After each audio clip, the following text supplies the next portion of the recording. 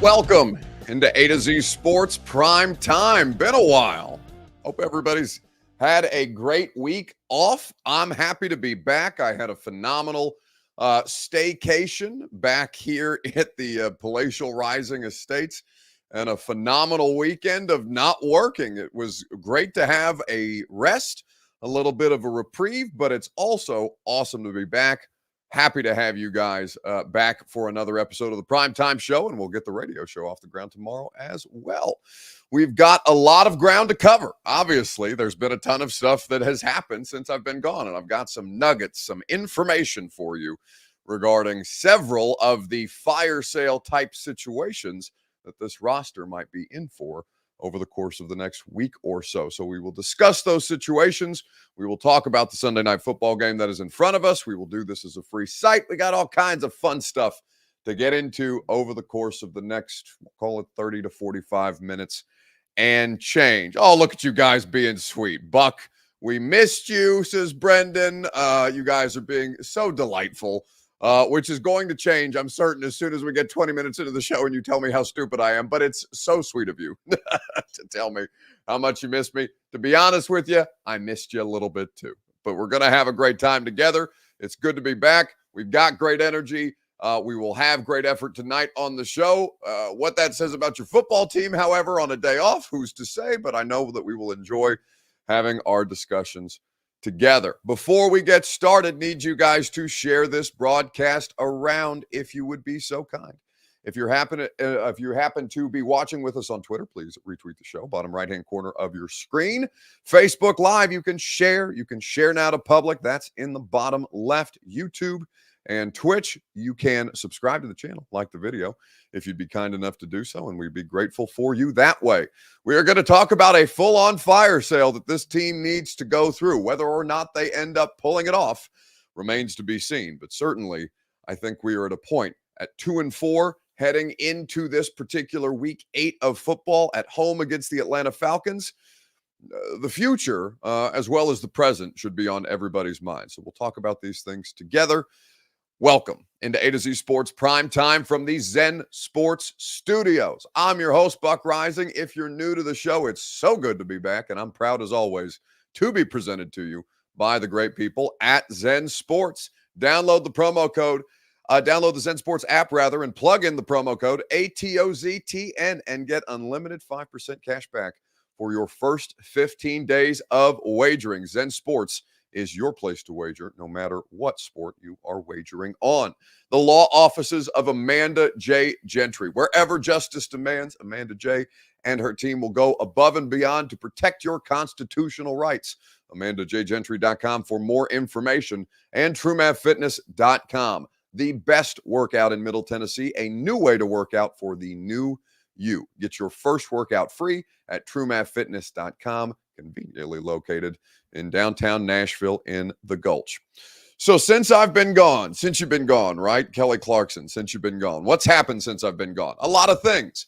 In the bye week, the Titans have had some time to kind of decompress, shall we say. Just as I took some time away to decompress, your football team needed some time away to decompress. But what they did during this time period to not only self-scout for the current season, but to evaluate the viability of a path forward, not just in 2023, but beyond, there's been a lot of talk about teams calling them on players specifically. And some of the players that have been named, most famously, Kevin Byard is a player that the Titans have been receiving some phone calls on after they drop the game in London to the Ravens, after they fall to 2-4 on the season, after you see the way that the rest of the AFC South seems to be kind of rising up around Tennessee at this point.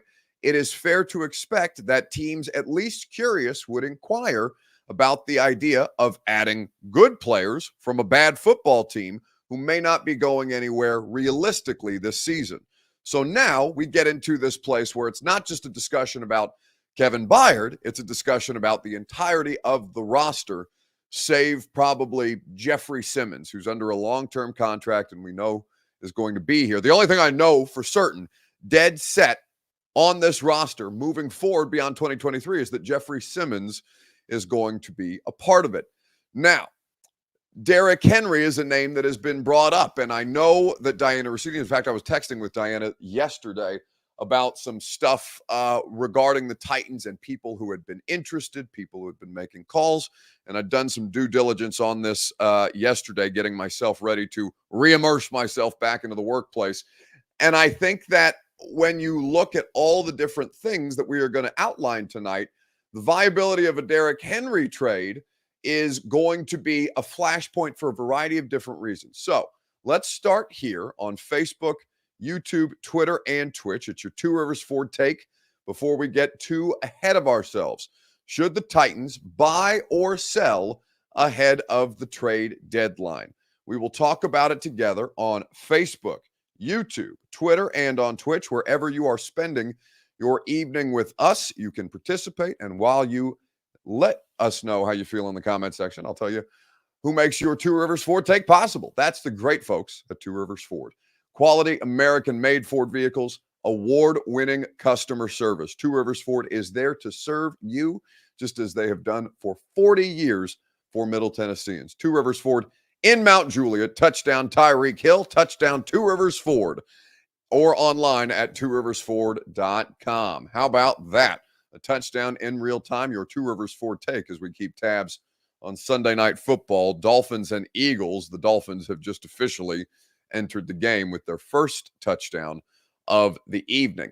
But yes, your Two Rivers Ford take. Buy or sell at the trade deadline. Do you think that this team can potentially make a move to improve itself? Or do you think that the best interest of the team right now would be addition by subtraction, adding draft capital and preparing for the future with current assets that you may have to move right now? Michael Peck says sell for what? 4th and 5th round picks? Come on. Listen, Mike, you don't have picks. You don't have players. So like you can be dismissive of the idea of selling for 4th or 5th round picks. I would, like for example, if you could get a 4th round pick for Derrick Henry today, I'd make that deal. The reality is nobody's offering you a 4th round. If you could get a 4th round pick, you'd make that move. If your team could get a 4th round pick for Derrick Henry, they would probably, I am 90% certain, make that move without hesitation. You don't have anybody on the roster that's worth the kind of draft capital that you're talking about, is the problem. So now it becomes, all right, realistically, what are we viably talking about selling? Because there's a lot of different ways that you can approach this, but you have to have a willing buyer on the other side of things. And I don't necessarily know that the Tennessee Titans have something that is actually worth buying right now. Now, we can talk about this together, and we'll hear from Mike Vrabel here in just a second from about 6 days ago when he spoke prior to, everybody going on the break about the idea of making decisions moving forward for not just this team this year, but for the franchise and the sustainability of the future. And I think that when you talk about what it is that the Titans have to offer people right now, I understand why you as a Titans fan might overvalue some of your better players. But in reality, the value of your better players may not be that kind of valuable to the rest of the league. And so whether it's Byard or Henry, those are two different situations, by the way, and we can talk about those. Whether DeAndre Hopkins is a realistic move, I don't think that they would do it unless he specifically asked to be moved. And to my knowledge, nobody has called them about DeAndre Hopkins, nor has DeAndre Hopkins expressed any interest in being moved. Now, Diana Rossini did add that they had a team call them about Treylon Burks, and the Titans are not moving young players right now. Burks is kind of a curious situation because he is obviously an asset that, as a former first-round pick, that people would be interested in trying to salvage him where he has not done anything through his first 2 years here. That is also a situation to consider, but they are hoping to have a healthy Treylon Burks back after the bye. So we will see how this moves forward with Treylon Burks at practice this week. So buy or sell right now at the deadline, just a little more than a week away. I think when you look at this, the obvious answer is sell. But again, I think the obvious answer is sell. The less obvious situation is who are you selling to and who is willing to buy from you. Teams who are on the precipice of championship aspirations or who think they are actually a trade deadline piece away may be willing to barter, but is the juice worth the squeeze for what you're going to get back? Now, you may think no. The organization may think yes. Let's pull up the Titans draft capital for 2024 right now and just take a look at what they currently have to work with, because it's not like they have an abundance of picks where they could just turn their nose up at a fourth or a fifth right now. They have at least 5 picks in next year's draft at this current point. 1 in the first, a second and fourth round picks, 2 in the 7th. They may have a third round pick. That depends on the conditional terms of the trade for Tyree Gillespie with the Las Vegas Raiders. So looking at what the Titans, this is, yes. So that they have the conditional third round pick possible right now. The obvious bright spot for 2024 beyond the draft capital is the amount of money that you will have. The team stands to be at around $100 million in cap space as we head into next season. So the draft picks are not plentiful, right? And you don't necessarily need a pick in every round, but this is a roster that has a lot of work to do. So now we look at the idea of buying or selling as we get to halftime of Sunday Night Football.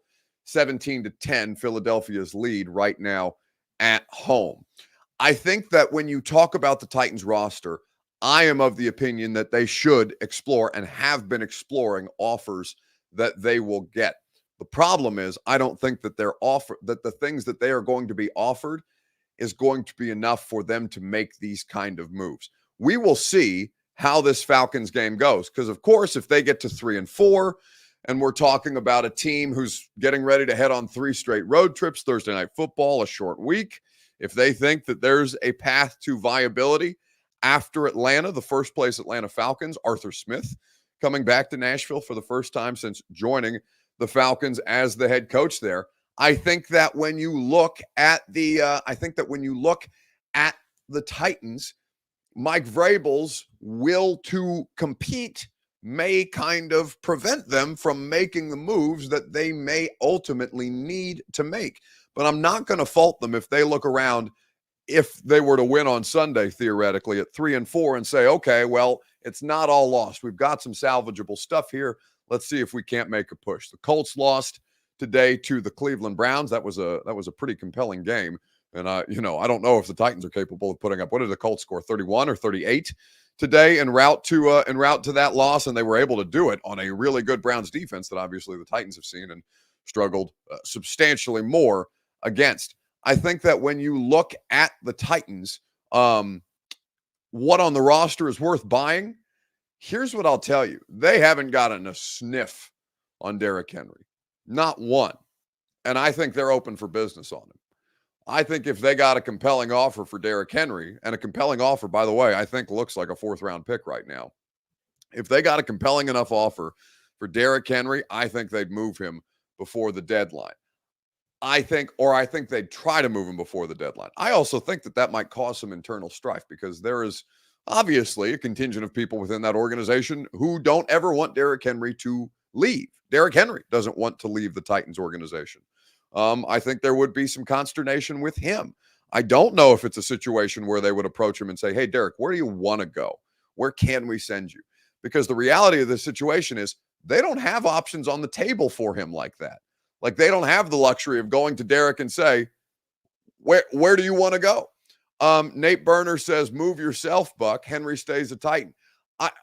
Listen, Nate, I'm agreeing with you. He's going to stay a Titan, but not because they want to keep him, because they can't move him. That's the moral of the story here. And I'll get into this here in just a second, right after I remind you that the Primetime Show is presented by the Ashton Real Estate Group of RE/MAX Advantage. GaryAshton.com is where you go for your dream address without the stress. The intel edge you need to succeed can be found with the official real estate agent of the Nashville Predators. Go to GaryAshton.com and find your dream address without the stress today. So the idea that Derek is going to be a Tennessee Titan for the rest of the year. I am inclined to agree with you. I infinitely think that Derek is going to be on this roster beyond the trade deadline. But what I'm telling you is that's because they're not getting offers on him. They haven't gotten a call. And I think that in this new reality of where they are and what they want to be as an offense right now, that Derrick Henry, by some, not by all, and I understand that you guys are going to push back on this, and I'm not giving, this is not an opinion. This is based on conversations that I've had. Well, it's an informed opinion. But there is a sense that Derrick Henry is a hindrance to what this offense wants to be moving forward. Now, Derrick Henry is obviously still a high-level player. Derrick Henry is obviously still somebody who can be an asset to this team, a team that could use some improvement in the red zone, could probably stand to figure out Derrick Henry and how to use him a little better. How much can they do beyond what they have already done? I think it's difficult because their offensive line is hot garbage. But I do ultimately think that when you talk about the idea of buying or selling at the deadline, that they would make a deal for Derrick if a deal existed. The idea that a deal exists for Henry or that Henry is a viable commodity to another NFL team just isn't the case right now. Now, could that change in a week? Maybe. Maybe as the deadline gets closer, maybe as somebody who kind of looks at this and says, well, applied pressure as time ticks down, and maybe somebody's willing to do a last minute running back deal up into the minute before the deadline passes. Maybe that's so, but right now they haven't gotten a sniff on Derrick Henry, and I don't think they're actively stopping people from sniffing around Derrick Henry. Demetrius Conwell says, the Titans will get screwed if they make a trade anyway. They always do. No other team is going to help this lack of talented franchise. Well, they're not looking to help the Titans necessarily. They're looking to do a mutually beneficial deal. But here's what I'm telling you, Demetrius. They don't have something, I think, that would be a mutually beneficial deal to another team right now. I think Hopkins is an asset. I don't know. I don't think they're interested in moving DeAndre Hopkins. I think they want to try to make that work with a young quarterback moving forward next year. I think that Byard makes sense as an asset for a team, but I don't think that's gonna be big time draft capital that you're talking for a former All-Pro safety who, by his own admission, when we last spoke to KB in London, said he wasn't making enough plays this season. He's really he along with the rest of that passing defense they've not been good in 2023.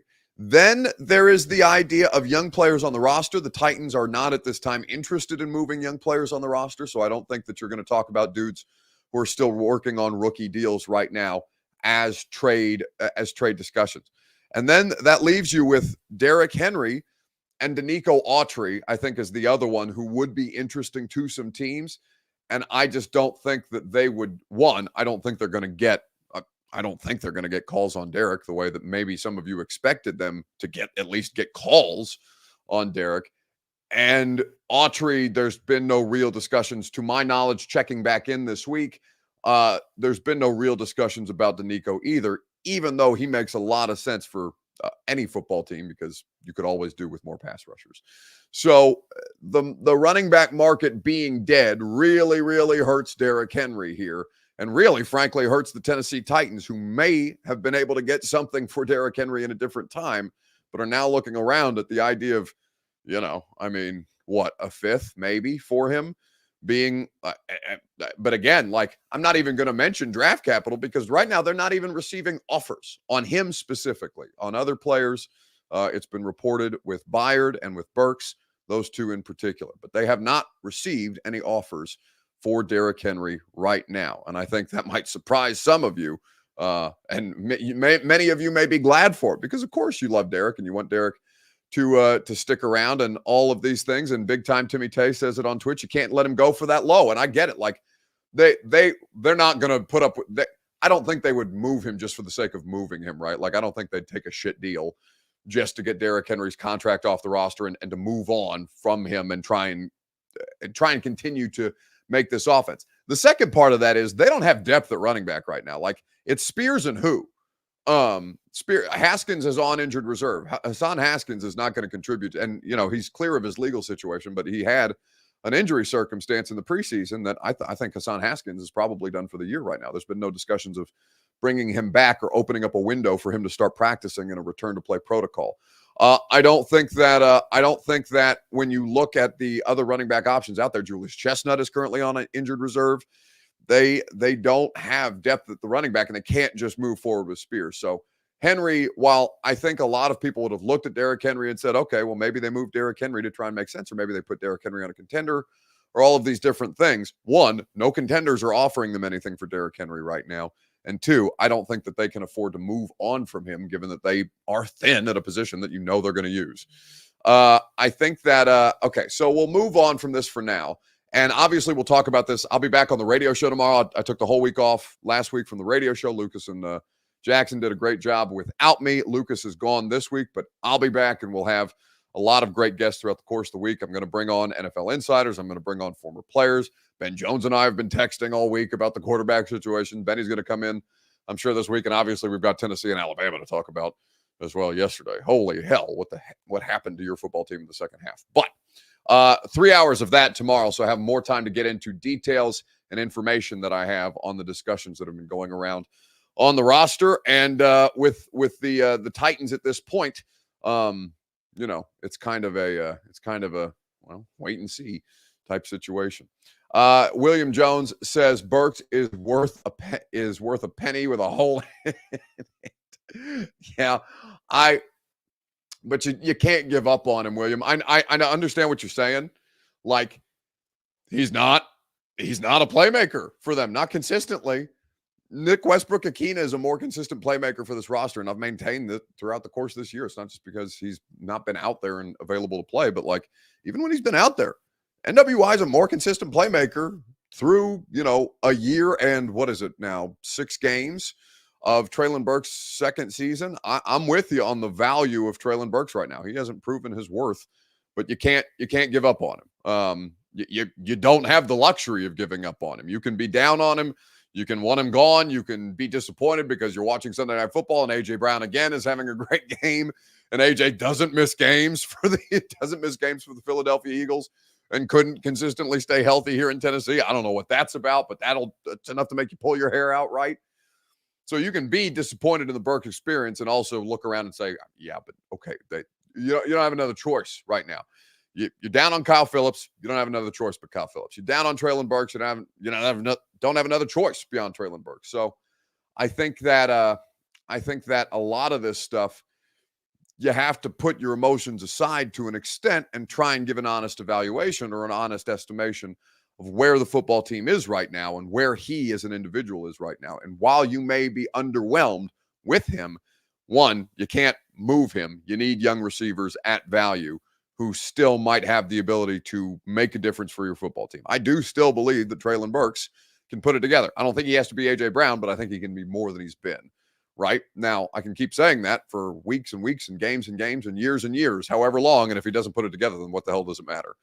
But, to this point, to be disappointed in the Treylon Burks experience, fair. To give up on Treylon Burks as a player, you can't do it. Ben Hall says this is an AJ free zone. Well, it's not, because he's playing on Sunday Night Football. And obviously, when he almost scores touchdowns, as he just damn near did before the half, then you're going to look around and notice and be like, oh, wouldn't that be fun to still have that guy who's able to bully his way for first downs and things like that and make big plays down the field.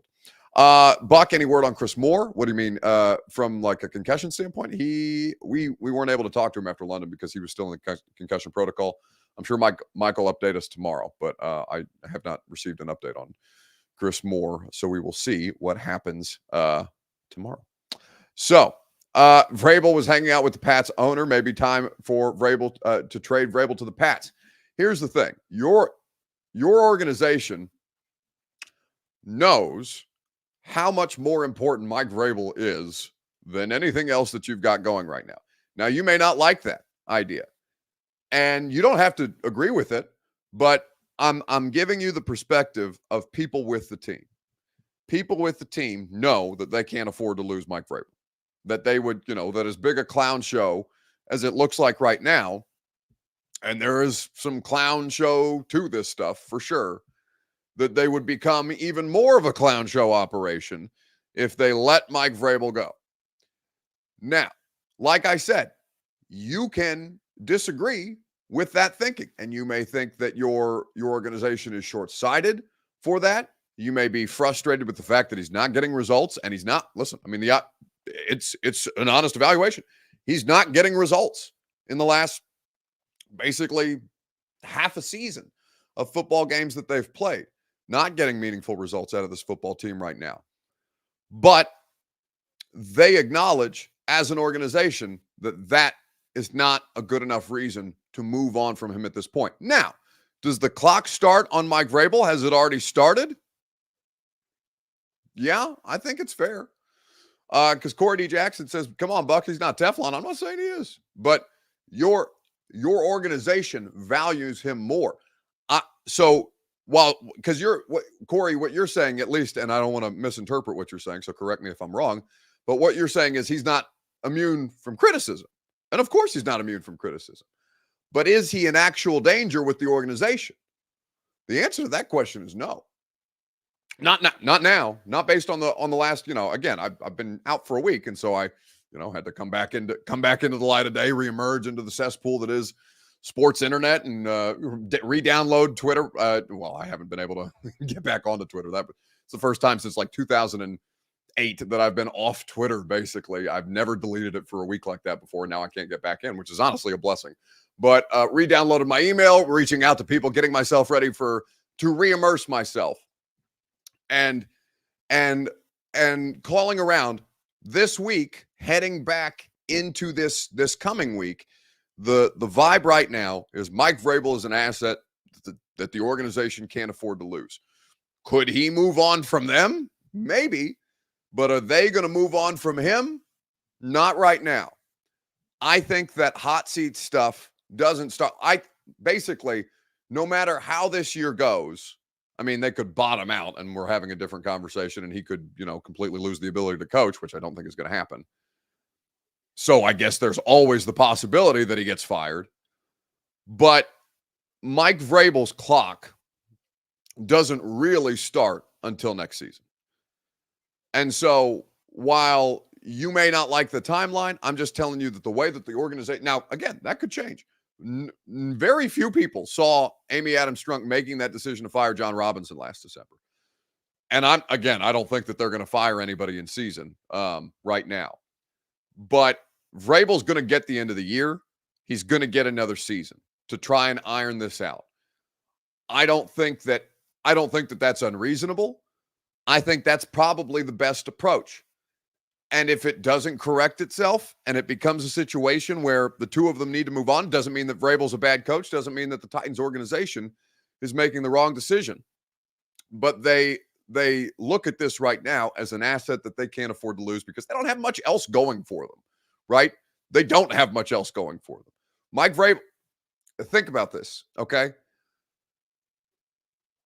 Mike Vrabel, what is a better asset on this football team than Mike Vrabel? Jeff? Okay, I'll accept that. What's second? I don't think there's an answer to that question.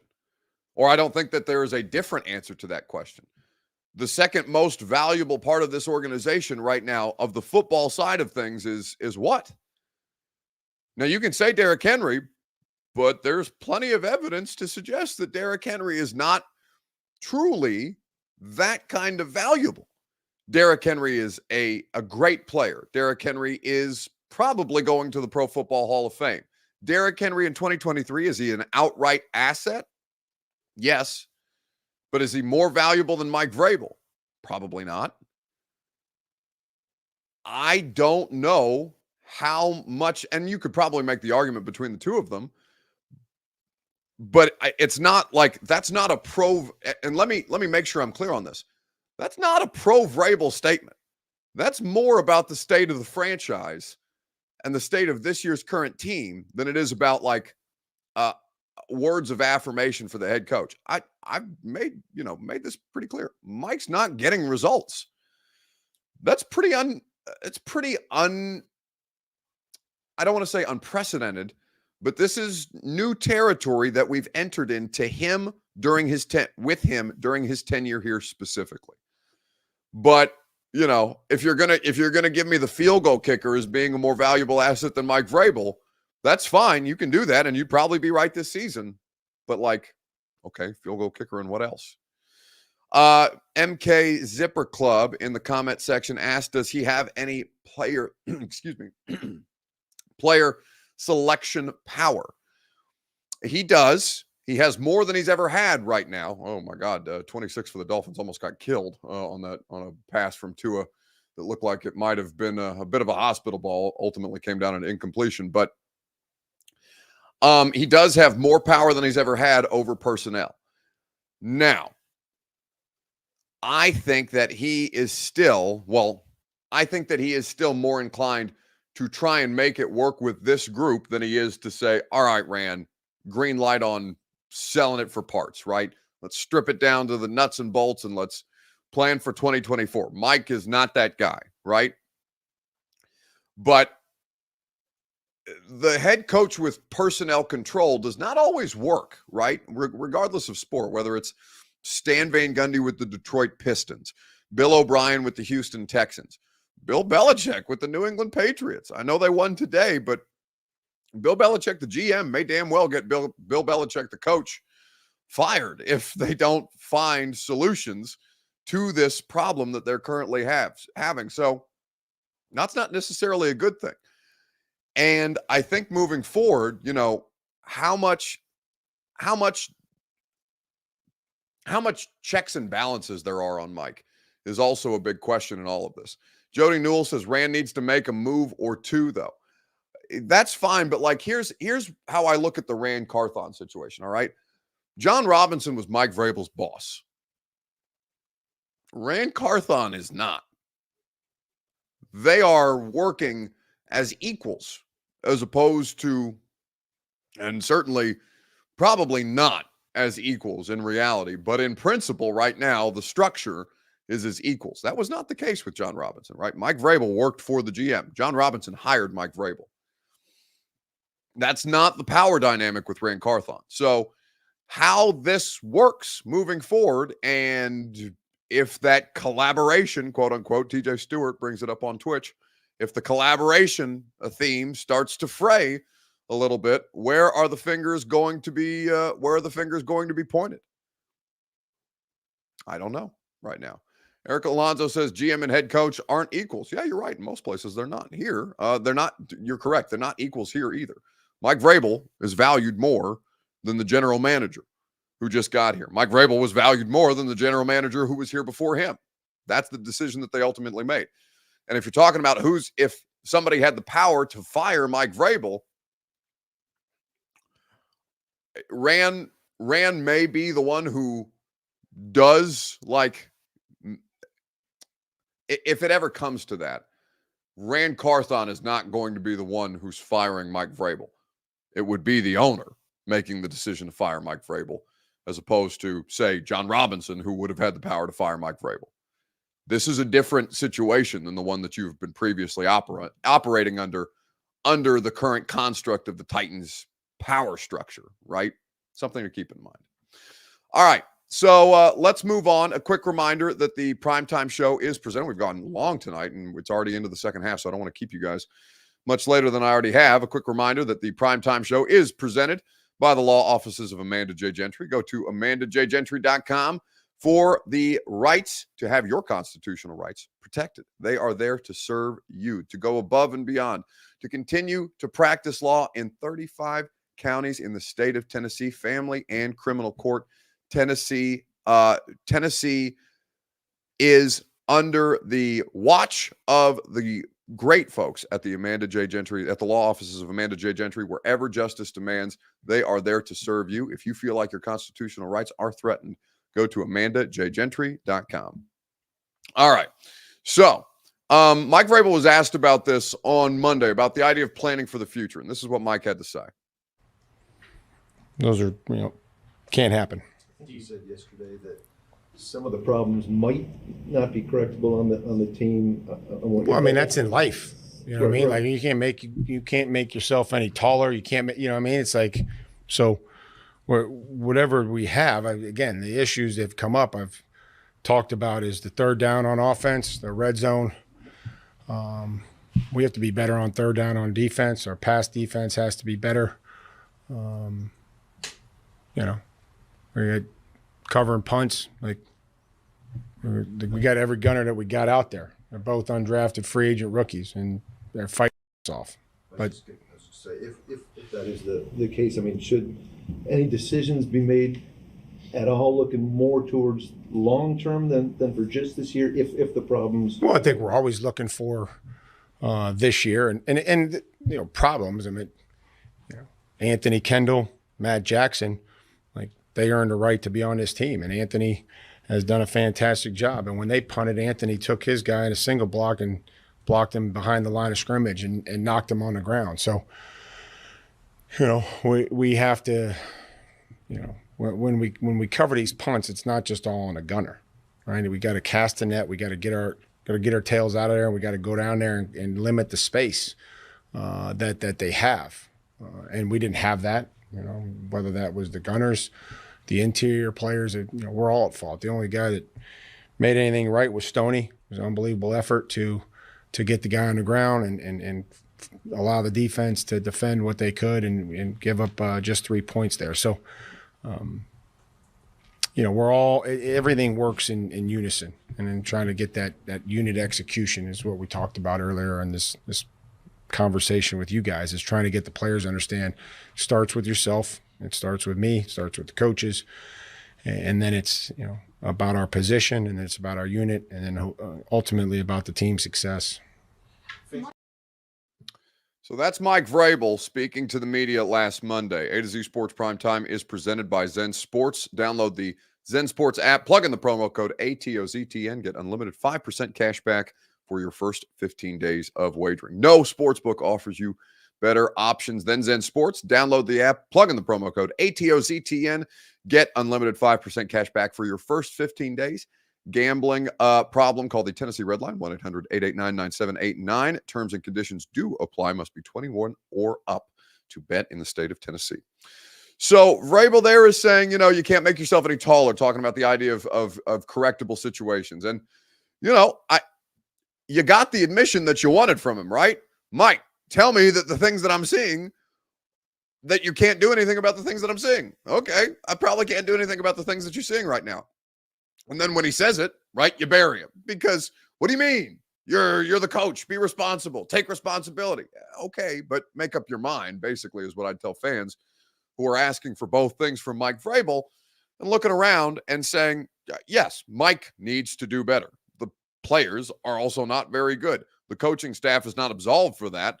But there can only be solutions if a solution presents itself, and right now there's not a solution necessarily presenting itself on this particular roster. Now, the coaching staff is paid a fair amount of money to figure out the solutions, but they're telling you, hey, some of this stuff doesn't have solutions right now. Now, that answer is not an acceptable one to many of you, and that's fine. You can treat these things however you want them to, but if he's going to give you that moment of honesty, then you have to acknowledge and take him at his word and readjust your expectations thusly. So many of you told me that the Titans weren't going anywhere this season anyway. And then when you look at it and it starts to come to fruition and you're ultimately proven right, then you can't freak out about the things that you apparently forecast and saw coming, right? Because you knew, or at least many of you were telling me that you knew that this was not a competitive football team heading into 2023. I didn't know that. I'm starting to think that. I don't know if it's dead in the water yet, but it sure seems like that. It's 8 weeks in. Tig Smith says, isn't it the coach's job to do that? Yeah, but again, Tig, if he's telling you we don't have the things to make this work right now, and you say, okay, but isn't that your job? And he says, yeah, but have you seen my roster? What are you going to say back to him? Yeah, you're right. Probably. The roster's ass. The Tennessee Titans are an objectively bad football team so far. Maybe something changes. I don't think it will, but I'm not going to operate in ultimatums. That's not how football works. But if I know him to be a top half of the league coach, let's say Vrabel, top half of the league coaching staff, and I know the roster to be probably bottom 5. Am I gonna hold him extra accountable when I know he's working with bad stuff? Sure, you can, as is your right. That's a part of being a fan. But if you're asking me to, I'm going to look at that and say, Mike's not getting results. He needs to be and has been accountable to that. Can I also acknowledge if he's being accountable to that? Can I also acknowledge at the same time, all right, he's acknowledging that. He's taking responsibility for that. He's not stopping the work to try and improve the football team, but also the football team is probably not going to improve because they stink. Then yeah, I think that both things can be so. You can look around and say that's the coach's job, and the coach is trying to do his job. I don't doubt that the coach is trying to do his job. I also don't doubt that the players are trying to play better than they actually are, but they can't. They can't. And so what's anybody to do in that situation? Say Mike McDaniel. If you knew Mike McDaniel to be a good coach, and Mike McDaniel couldn't get results out of a particular roster, not this Miami Dolphins roster, but say, let's give him the Tennessee Titans roster. Is Mike McDaniel going to be dragged? Probably, but that's how these things work. That's the cycle. Puka says, considering Vrabel had a lot of say-so over the roster, I hold him accountable for the offensive line and especially the secondary. And like Puka, you are 100% correct on that. Mike Vrabel has more personnel control than he ever has had.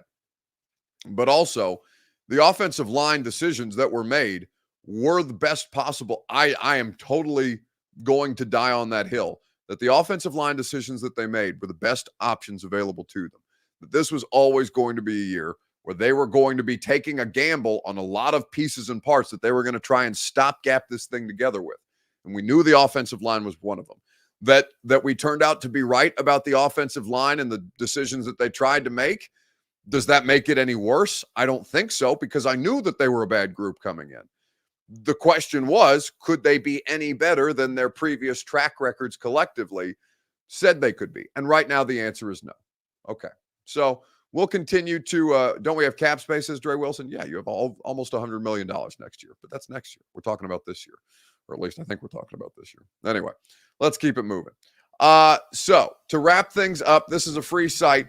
What is given that it is going to be a weekend of throwback uniforms on Facebook, YouTube, Twitter, and on Twitch, what is the best throwback uniform in the NFL? The Eagles have their Kelly Greens on tonight. The Titans will be decked out in Oilers uniforms on Sunday against the Falcons. What is the best throwback uniform in the NFL? We will talk about it together right after I remind you that the Primetime Show is presented by TrueMath Fitness in the Gulch. Go to TrueMathFitness.com. Your first workout is free. As a Middle Tennessee resident, nobody puts you in better position than the folks at TrueMath Fitness. Group fitness classes are always awesome. I do the personal training there. The coaching staff is incredible at TrueMath. Worth Campbell, who is the owner and head trainer there, is somebody who I cannot recommend highly enough, but their staff all the way top to bottom is great. A new way to work out for the new version of you, and your first workout for free at TrueMathFitness.com. So, best throwback uniforms in the NFL. Dolphins have great ones. They're not wearing them tonight. Eagles are in the Kelly Greens tonight as well. Tampa wore the creamsicles this past weekend. And, of course, the Houston Oilers throwbacks will be donned by the Tennessee Titans this week. William Jones says the Seahawks are a good one. The Seahawks ones are great. I also like the Falcons. It's simple, but it is definitely a look. The Falcons throwback uniforms with the black helmets, or rather with the red helmets. I really, really enjoy those. JR says Oilers and Eagles have the best throwbacks. Demetrius is a fan of the creamsicles, particularly for the Buccaneers. I think that this is the closest to a homer that you guys will get me on. I think that the Oilers have the best throwbacks, and I don't think it's close. Like the Eagles uniforms are cool. I guess they're classic. It's a longtime franchise. They've been around for forever. The Eagles are one of the most famous organizations in all of NFL football, and the Houston Oilers / Tennessee Titans are not that, but they have better throwback uniforms. The Oilers throwbacks, the color combination of the blue, the white, and the red. I think that the logo itself is so much better. I wish that, for their sake, I wish that they would find a way to get rid of the flaming thumbtack and repurposed the Houston Oilers logo more. The Tennessee Titans with the Houston Oilers logo doesn't make any damn sense. I understand that, but it's just so much better than the Flaming Thumbtack logo. Anyway, Houston Oilers, best throwbacks in football by a mile. I don't even think it's close. Chip Clark says the Oilers belong to Houston. Well, no, they don't, dummy, because they belong to they belong to the Adam Strunk family, who owns the Houston Oilers Tennessee Titans franchise. So no, they don't belong to Houston. They belong to the owner of the franchise that previously had the organization in Houston, not to the city itself. Now, you can argue that. It would be a dumb argument because, again, that completely ignores the actual property, ownership, marketing rights of the thing that you're talking about. So no, the city of Houston has absolutely no financial claim, no marketing claim.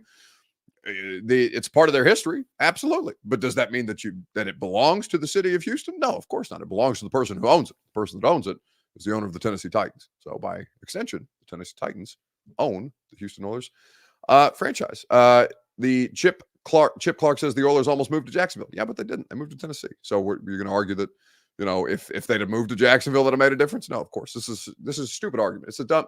Listen, Chip, you may want to make that argument, but there's no argument to be made. All you end up doing is getting into a fight with a bunch of people who are right and going to disagree with you, and maybe you just want to be inherently disagreeable, and maybe you enjoy the interaction. Maybe, I don't know if you get a lot of interaction in your life, Chip. Maybe this is your moment. Maybe you're looking around and saying, you know what?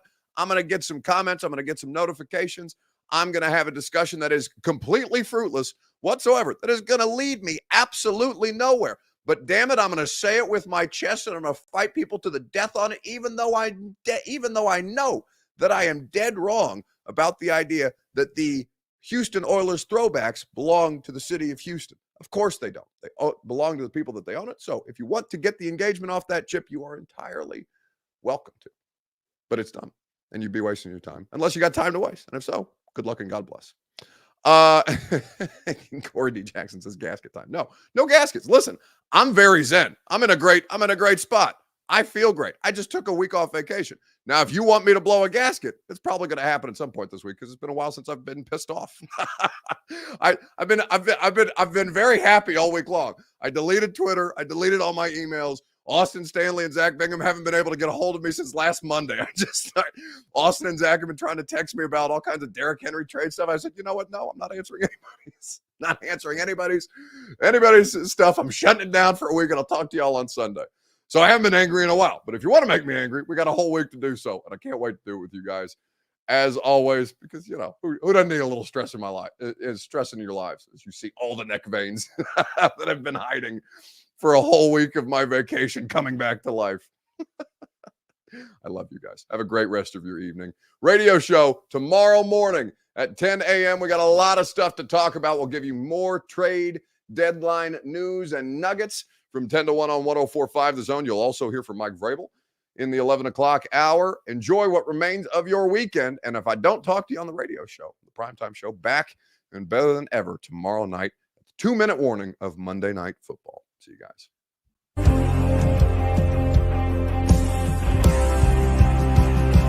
This is our Colts. This is our team. We bleed blue. This is our Colts. Whether win or lose, we love them. For the shoe, beat the Titans.